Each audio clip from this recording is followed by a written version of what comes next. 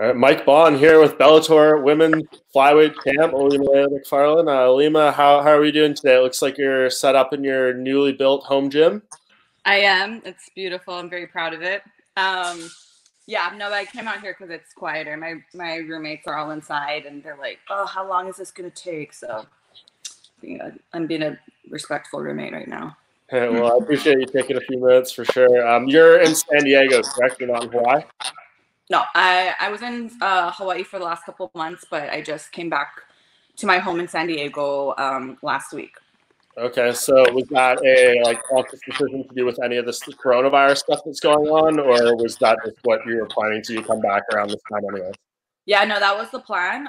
We were actually in the process of moving my fiance from Hawaii up here to San Diego, and we were in transit to go get married in Jamaica, and then so right when we got back to San Diego, we were here for like a week, and that's when everything went on lockdown. So yeah, it was all planned. Our travel was all planned, and we just so happened to be here when the pandemic hit really hard. Right. Yeah. And of course, I was going to ask about that. I saw you post on social media saying that you had to cancel the wedding. How difficult of a decision was that to make? And just, tell me just kind of the emotions and, doing something like that, having to make that choice. It really sucked, but I'm saying that from a very privileged position that if having to cancel my wedding is the worst thing that happened to me, then okay, great. People are losing their lives. People are getting really people are being financially hurt from this, not being able to work. And so that it wasn't hard to cancel everything. And on top of that, I was actually advocating for people to stay home and not travel to Hawaii because there was a post on Facebook that this tourist, this woman who was from the mainland, she said, "Oh, don't judge me, but I'm going to quarantine in Hawaii."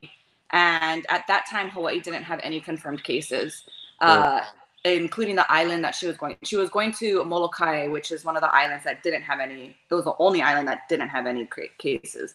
And so that just struck a chord in me because Molokai is my baby, and I'm just like, no, she can't be doing this. So once I saw that, then I was like, we are not going to Jamaica. There's no way. I mean, we would be doing the exact same things as this woman is, basically. We weren't even thinking about the repercussions. We were just like, well, no, as long as we can legally travel to Jamaica, we're going to go. But I didn't even think about how it could be affecting the local population until I saw it happening in Hawaii. And so it was an easy decision after that.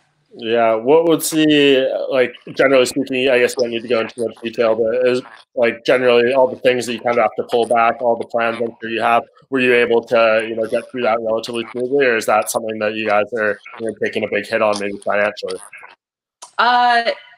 No, we got through it. It was fine. We stayed up till 3 o'clock in the morning drinking and taking shots and just we're not getting married, everyone. So, it was fine. And we just, it's okay. I was just telling him yesterday that I'm really thankful that we got quarantined together because we've been going back and forth between San Diego and Hawaii, where he was living full time. And so, yeah, I'm glad that we got quarantined together because that would have sucked. And now we're just, just the wedding's postponed. It's not canceled. Right. It's just postponed. The only, I guess, downfall of everything was we were supposed to get married on April Fool's Day. And that was the whole point of the wedding date, was so that I could play a prank on everybody. So I guess we might have to wait till next year. Oh, okay. So you mentioned that. I mean, I know right after you fight, I know it's been a little while since in December you like to, go on vacation and travel and do your thing. Did you get to do any of that really since the fight? Oh, yeah. So December after Bellator Hawaii, I stayed in Hawaii for a while, and then I went on a USO tour, and it was really crazy because the USO tour that we did in January, we were supposed to go to the Middle East, but that portion got canceled because, of the potential war that was going to happen. So that got canceled. And then they're like, hey, would you be able to do the tour it's a Pacific tour. We're going to go to Korea, Japan, all these cool places in March. And so I'm like, yeah, hell yeah, I'm down. And then that tour comes around and coronavirus happens. And so we had to cancel like all of the cool stops that we were going to do. And we ended up going to Alaska and Hawaii, which was awesome. But I'm like, yay, I get to go to Hawaii again. So as far as international travel, I just went to Romania and Poland with the USO. But other than that, yeah, I've been on a hiatus, just kind of going back and forth between Hawaii and, you know, other countries and the mainland. But I'm ready to bunker. Well, I legally have to bunker down right now. So I'm staying put for the time being. Yeah, and I think it was like mid-February or so when the news of you signing a new Bellator contract came out. How long was that in negotiations? And can you just tell me a little bit about the process and why you ultimately decided to re-sign there? Yeah, I mean, it's not a secret that I love Bellator, and I have a really good relationship with them and Uncle Scott, Rich, them, Kogan. So it was a very easy decision for me to want to stay with them. Negotiations, I would say it only took like 2 days, I think. So, and I don't know if that means I'm not a good negotiator. I let my managers take care of everything. I'm like, you guys do whatever you want.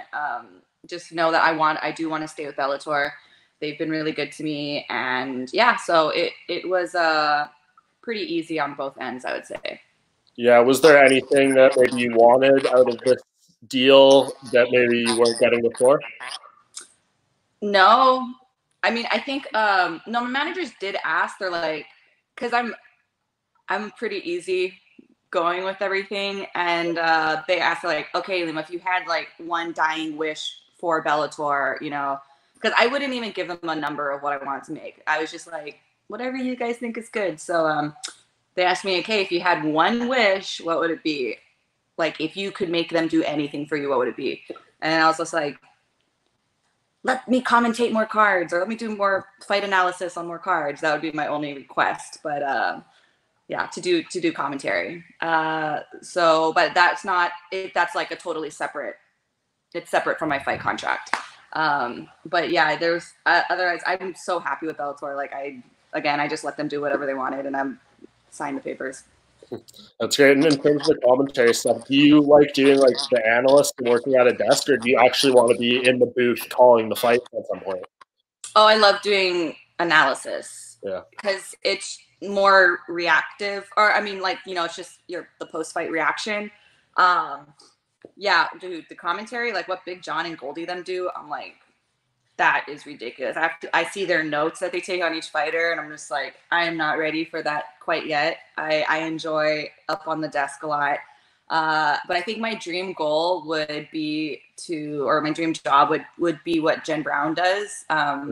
She does a lot. It's more of like a personal story.